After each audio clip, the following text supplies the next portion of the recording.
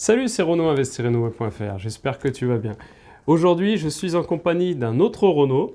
Salut Renaud. Bonjour Renaud, bonjour, je me présente Renaud Soulier, je suis avocat d'affaires et j'anime la chaîne Patrimoine et Fiscalité. Voilà, donc bienvenue Renaud. Donc dans cette petite vidéo collaborative, on va dire. On a Exactement. déjà fait quelques vidéos ensemble. Si ça t'intéresse, tu pourras trouver donc sur l'historique de la chaîne. Donc Renaud est avocat d'affaires principalement et également investisseur immobilier. On en a déjà parlé. Et du coup, je voulais poser une question à Renaud qui va certainement vous intéresser. Quand on fait des travaux, quand on se lance dans l'investissement rénovation avec des gros travaux, on fait appel à des entreprises, des artisans, etc. Et malheureusement, ça ne se passe pas toujours comme prévu.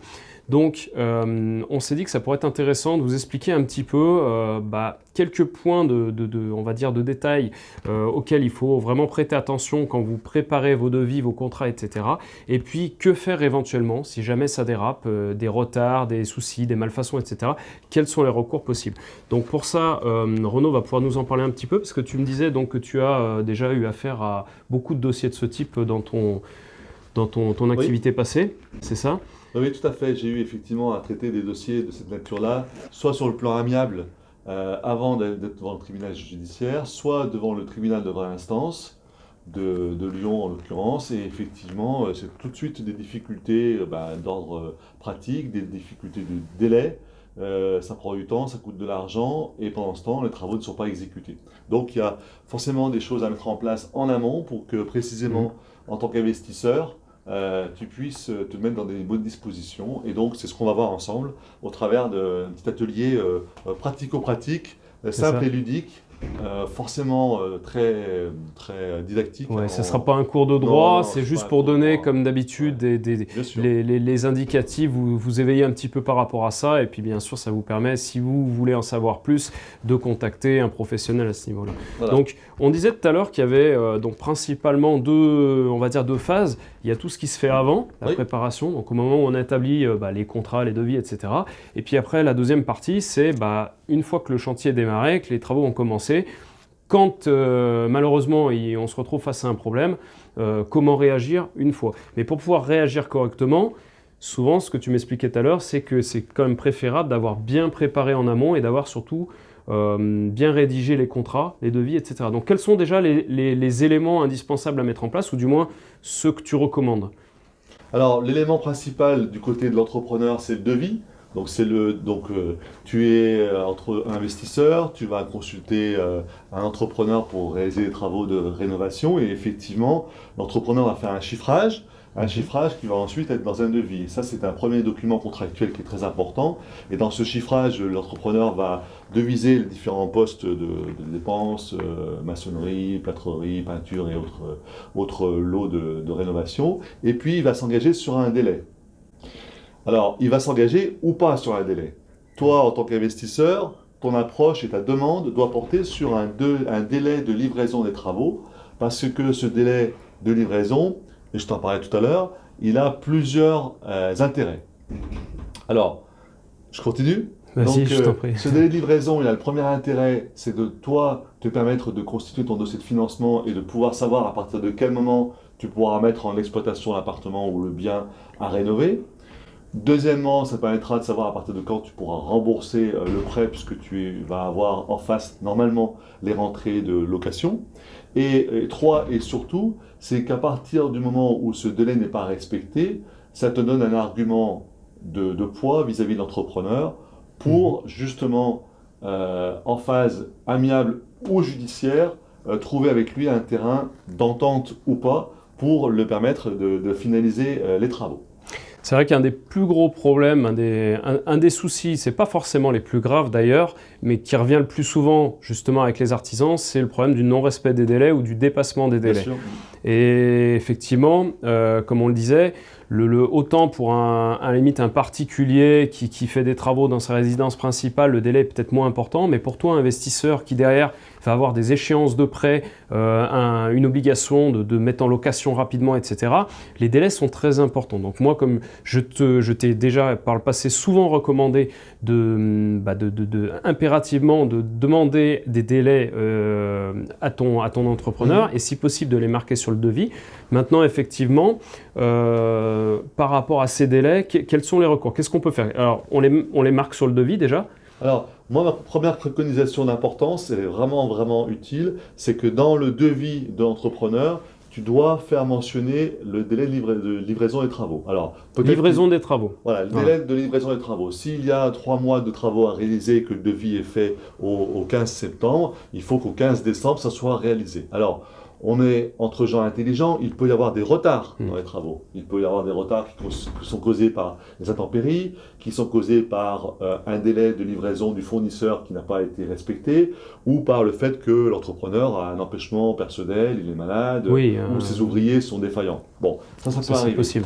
Et ce que l'on préconise, toi et moi, là-dessus, c'est d'être vraiment dans une discussion, d'une transparence avec l'entrepreneur et de suivre l'exécution des travaux. Donc pour moi, il y a vraiment 3 documents qui sont importants, même finalement 4. Il y a le devis d'entrepreneur dans lequel tu vas demander d'avoir à faire figurer le délai de livraison. Il y a le bon de commande dans lequel, et ça c'est pas trop, on n'en parle pas. Ça c'est quelque chose qu'on fait jamais en général. Fait jamais, mais pour moi c'est vraiment un élément de preuve qui est déterminant, c'est que tu acceptes le devis d'entrepreneur et tu fais un bon de commande dans lequel tu lui dis pourquoi tu l'as choisi lui,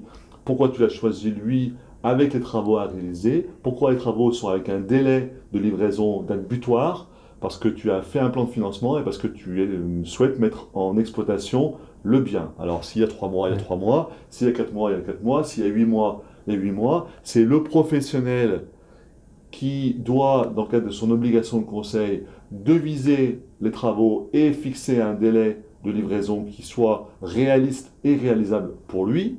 Mais toi, par rapport à ce paramétrage-là, à partir du moment où tu as l'information sur laquelle les délais de travaux vont durer 3, 4, 6 mois, eh bien, tu fais un plan de financement et tu prévois des rentrées financières.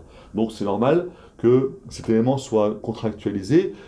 C'est pas la pratique, hein. Je suis d'accord avec toi, c'est pas la pratique, mais pour avoir défendu des dossiers devant le tribunal, quand j'ai un dossier avec un bon de commande accepté du client qui martèle vis-à-vis de l'entrepreneur le fait que j'ai vraiment accepté parce que c'est lui et parce qu'il y a des délais qui sont impératifs à respecter, ça me donne un argument de poids vis-à-vis du juge pour dire « Regardez, monsieur le juge, la date était au 15 décembre dans mon exemple, on est au 16 décembre, ce n'est pas réalisé, donc je suis fondé à agir devant vous pour demander la réparation. » Alors, on est bien d'accord, la voie judiciaire n'est peut-être pas la seule à privilégier, on est d'accord. Hein, mais en tout cas, c'est sûr que dans le cadre de la préparation de dossier en amont, si tu as un devis avec une date de livraison, si tu as un bon de commande, deuxième pièce importante, encore une fois, c'est pas la pratique, hein, qui est signé par toi et accepté, entre guillemets, ou remis en main propre à l'entrepreneur, c'est déjà 2 belles pièces.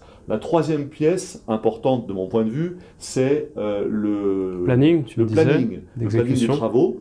Donc ça veut dire que le planning des travaux, c'est un élément contractuel. L'entrepreneur te dit, ben voilà, j'ai 3 mois pour réaliser les lots X, Y, Z. Je m'engage là-dessus. Et ce planning des travaux, ben, c'est un élément contractuel intéressant. Et le 4e document, c'est le 4e dont je parlais, c'est le planning d'exécution ou de suivi de chantier. Là, typiquement, ben, je vais avoir une réunion de chantier toutes les semaines ou tous les 15 jours, selon le contrat qui aura été conclu, et je vais à chaque fois valider que l'étape 1 a été réalisée, qui a conduit à l'étape 2, 2 à 3, et ainsi de suite. Comme ça vous permettra, avec l'entrepreneur, de voir si vous êtes bien dans le timing ou pas. Et auquel cas, toi, investisseur, ça te donne la faculté, si besoin est, et si, on va dire, l'entrepreneur a fait de son mieux et qu'on va dans le mur, de prévoir un délai supplémentaire pour le financement et ou le commencement du remboursement du prêt. En tout cas, c'est des outils qui permettent on va dire, de jauger et de suivre l'avancement. Bien sûr, Effectivement, c'est le plan de route, ça te permet de savoir. Alors c'est vrai qu'effectivement, comme disait Renaud, et moi je le constate bien, parce que moi qui ai été gérant d'une entreprise de rénovation pendant très longtemps, effectivement, c'est des choses qui se font très rarement. En général, on s'en contente au devis. Ça, c'est des pratiques qui se font en général pour les appels d'offres, pour des gros marchés. Mais en fait, c'est ce qui permet, justement, c'est les documents qui permettent de vous blinder en tant qu'investisseur pour être bien protégé, pour pouvoir se défendre correctement en cas de souci. Donc, le minimum, ça sera bien sûr le devis avec la date dessus. Et après, tous ces documents, un bon de commande, c'est quoi en gros? On a dit c'est un document simplement, en gros, une acceptation écrite, mais simplement un courrier que tu fais à l'entrepreneur qui explique que tu acceptes son devis, moyennant les délais, et tu rappelles en fait un petit peu les conditions. Quelque part, c'est un micro-contrat simplement que tu lui fais signer, tu en gardes une copie et en cas de souci, tu peux toujours lui montrer ça. Et en plus, ça permet de mettre une certaine pression supplémentaire à l'entrepreneur parce que lui, il se rappellera qu'il a signé ses documents et donc du coup, en cas de souci, il va bien se dire, lui, il a des billes contre moi, donc je ne pourrais pas faire n'importe quoi. C'est opposable. Tout à fait. Après, le planning du chantier, donc ça, il faut toujours le demander à l'entrepreneur. Alors, c'est vrai que le planning n'est pas toujours contractuel parce que ça peut souvent glisser, déraper, etc. Mais ça permet d'avoir une visu. Si, par exemple, l'entrepreneur te dit au 15 novembre, l'électricité doit être finie, et toi, que tu vois qu'au 15 novembre, ils n'ont toujours pas attaqué la démolition, ça permet quand même de jauger, de se rendre compte qu'on est en train de déraper. Oui. Et tandis que si l'entrepreneur n'a donné aucun délai, c'est très difficile de savoir. Et le dernier point, donc ça, c'est effectivement encore plus dur et plus rare à obtenir, c'est effectivement un suivi de l'avancement. Donc ça, on peut déjà le faire d'une manière visuelle. Toi, quand tu vas faire tes réunions de chantier avec l'entrepreneur, tu peux déjà lui demander un petit peu où il en est, comment ça avance, etc. Si on peut arriver à mettre des documents en face, c'est encore mieux. Maintenant, l'entrepreneur, lui, effectivement, n'a pas forcément intérêt à te donner tout ça, il ne va jamais te le proposer. Mais toi, tu peux essayer de lui proposer. Après, c'est la négociation, comme on disait tout à l'heure, oui, effectivement, parce qu'il peut effectivement choisir de ne pas prendre ton chantier parce que tu lui imposes trop de contraintes. Après, c'est une discussion. Par contre, certaines fois, ça peut être intéressant de mettre en place ces choses-là, quitte à se laisser un petit peu de souplesse, sans dire de formaliser ça d'une manière trop officielle, mais au moins d'avoir un planning de chantier, etc.